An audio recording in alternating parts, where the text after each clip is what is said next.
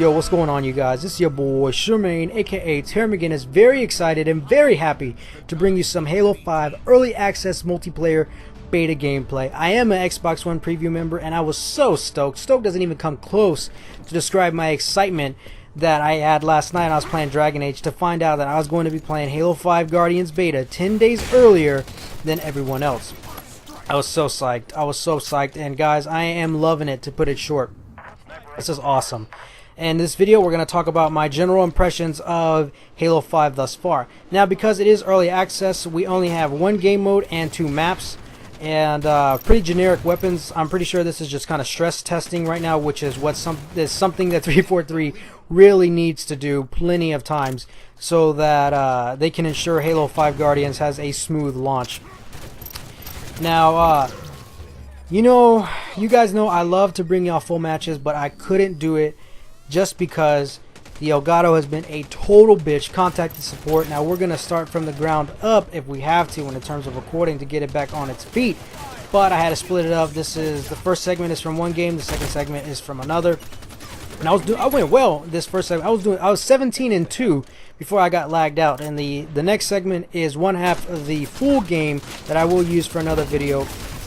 But I just want to get that discrepancy out the way. You guys know I hate to fucking split up and have two different games, but whatever. I gotta play the hand that I'm dealt right now. And also, it may look kind of odd when I respawn because it has that slight delay, but there's no issue with that. It's not like they actually had a problem with recording this specific footage as well as the one preceding it. It just is like that in Movie Maker for some reason. Anyways, getting all the stupid shit out the way, let's talk about Halo 5 Guardians multiplayer beta. Simply put, I'm having a blast, guys. I'm loving it. I'm having a lot of fun. Doesn't mean that I don't get salty, Doesn't mean that I don't get salty, but I am loving it so far. It's fast. It's a lot faster than I anticipated. All the new abilities, they fit right in. They feel smooth. They feel second nature, as if they always have been there, and I love it. And that's something that a lot of people complained about, was the loadouts and everyone having different abilities in Halo 4. And because now everyone has it, everyone's on the same page, and that's what they were going for when designing Halo 5 multiplayer, or Halo 5 the multiplayer. Was they wanted to get rid of all that shit. Now, if you loved Halo 4, you're gonna love Halo 5. So in its current state, if you liked Halo 4, you're gonna love Halo 5 in its current state. If you're still an OG Halo player, you're still probably not gonna like the game. You'll tolerate it, but you probably still won't like it because the art design and style is Halo 4. It's very similar to Halo 4, and it feels like Halo 4 with the pace of the game. But I'm enjoying it a lot. Nothing feels over or underpowered at this point. Nothing feels game breaking. Of course, there are some bugs. It is a beta. There's plenty of times where I have literally respawned without a HUD, which was really weird. There are times where a grenade will explode by you, causing damage, but not life-threatening damage, and you will fly into the sky for no apparent reason. So there's issues, but nothing seems out of place right now, and it's good that they're committed to crafting a really good experience for Halo this early in the game. Halo is going to continue to evolve. It's going to continue to change, but fundamentally stay the same. And I think that they're doing a good job right now with staying true to that goal.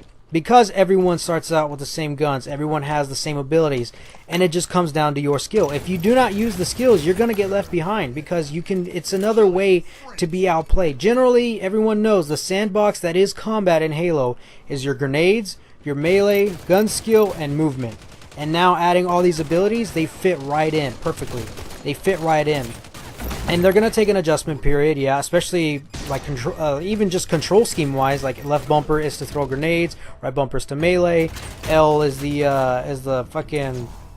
smart scope, and that scoreboard was not indicative of what actually was going on. It wasn't 4 on none, there was a full team.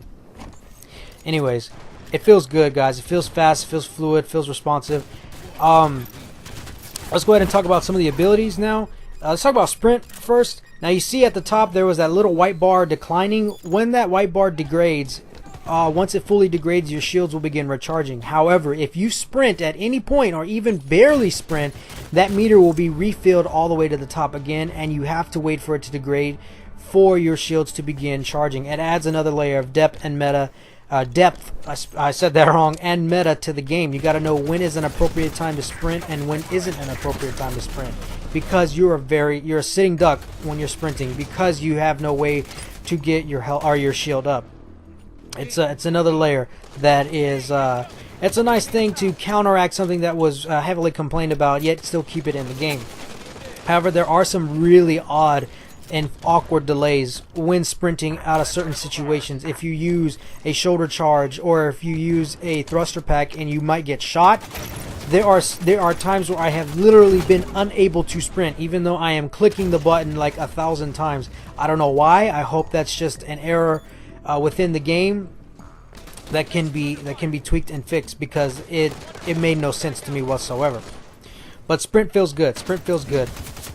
The ground and pound, I don't ever use it because it's a high risk, high reward type of maneuver. There's a lot of recovery on it. However, obviously, as you know, it's a high risk, high reward. You can kill someone if you hit them, but I'd rather put my money on my gun skills and shit like that.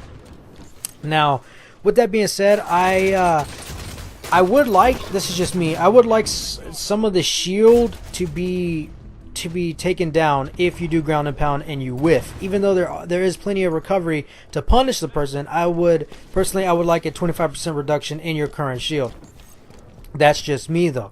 I feel like that can be another way to counteract it so people just don't spam it every other, any way they can. But that remains to be seen. This is only day one. Shoulder charge. Shoulder charge is very ambiguous because there have been times where I've been killed by it on one shot, full health and full shield, and there have been times where I have not been killed by it. That needs to be conveyed to the player how much damage it does, if it's going to kill, and why it does or doesn't kill. That was something that I didn't quite understand because I thought I was dead for sure. Turn around, kill the guy, and I was like, well, he just hit me with a shoulder charge. Why am I still alive? Just to clear that up. Thruster pack, oh man, it feels natural. It feels great. It really adds to the combat because you can just dip in and out of cover, really outplay people, and it feels great to outplay someone in this game because you have so many tools at your disposal, and I fucking love it. However, I would like for them to just tell us how long the cooldown is. I mean, yeah, you can sit there and count, but it'd just be nice if that information was already known as common knowledge. Smart scope is not ADS. For some weapons, it is kind of awkward, not gonna lie. Like the submachine gun, it's really hard to put a scope on a submachine gun because it's a submachine gun, but it's there anyways. So certain weapons like that, it feels kind of weird. But for weapons like the DMR and the battle rifle, it's not a scope. It's not ADS is what I meant to say. It doesn't feel like it. Aim down sights is a mechanic that really zooms heavily in onto what's directly in front of you, and there's a lot of blur in your peripherals, and it slows down movement, stuff like that. And there's not a whole lot of that present in Smart Scope.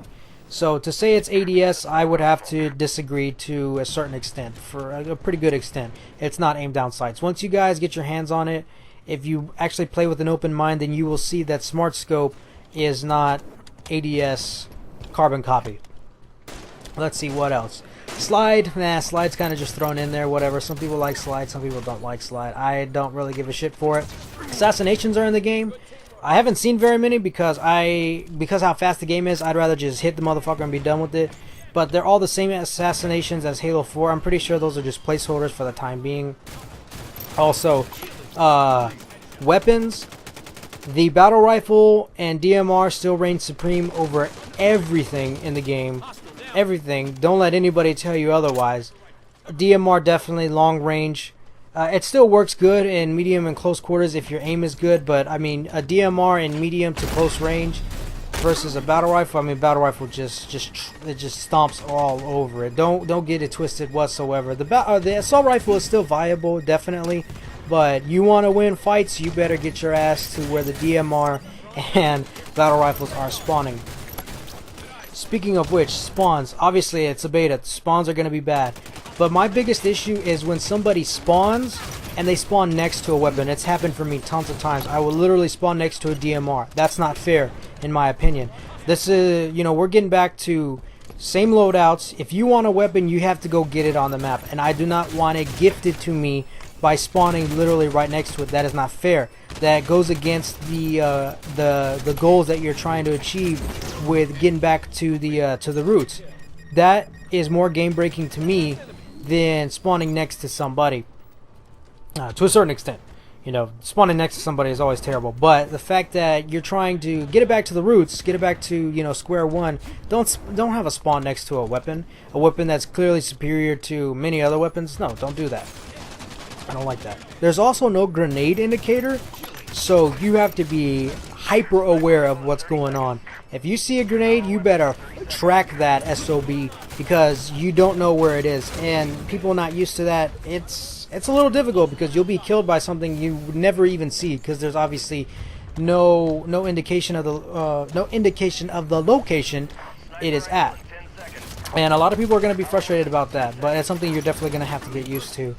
Also, the callouts, your Spartans talking, they talk the entire match. They never shut up. They are always jibber jabbering, chatting with each other 24/7. Now, personally, because I played Call of Duty for many years, I kind of just tone it out, in one ear, out the other. I don't mind it, actually. I'm not saying that I prefer it. I kind of like it, but I'm not against it. If I do hope that they have an option to turn it off, but keep some of the more key callouts in the game, like the power weapons, solely because that's very important information. But yeah, the callouts are in the game and they're not going anywhere. They're kind of funny, but you know, like I said, I don't really mind them too much. If you're not used to it, oh man, you're gonna hate it. You're gonna hate it because they don't shut the fuck up. They talk the entire game. But that's pretty much my impression so far of Halo 5 Guardians multiplayer. And this was day 1, and I'm already in Onyx League, so I think above Onyx League is semi-pro and pro. So I guess that's pretty good, right? That means that I'm only 2 leagues away from being in the top tier. So that's pretty awesome. But yeah, you guys, I hope you guys enjoyed the video. My name is Charmaine. I look forward to more Halo 5 Guardians multiplayer beta footage. Hopefully, if Elgato, you know, fucking decides to work, fingers crossed. But yeah, that's going to do it for me, you guys. These are my general impressions of Halo 5 Guardians multiplayer beta. My name is Charmaine. I am out. Peace. Have a good day.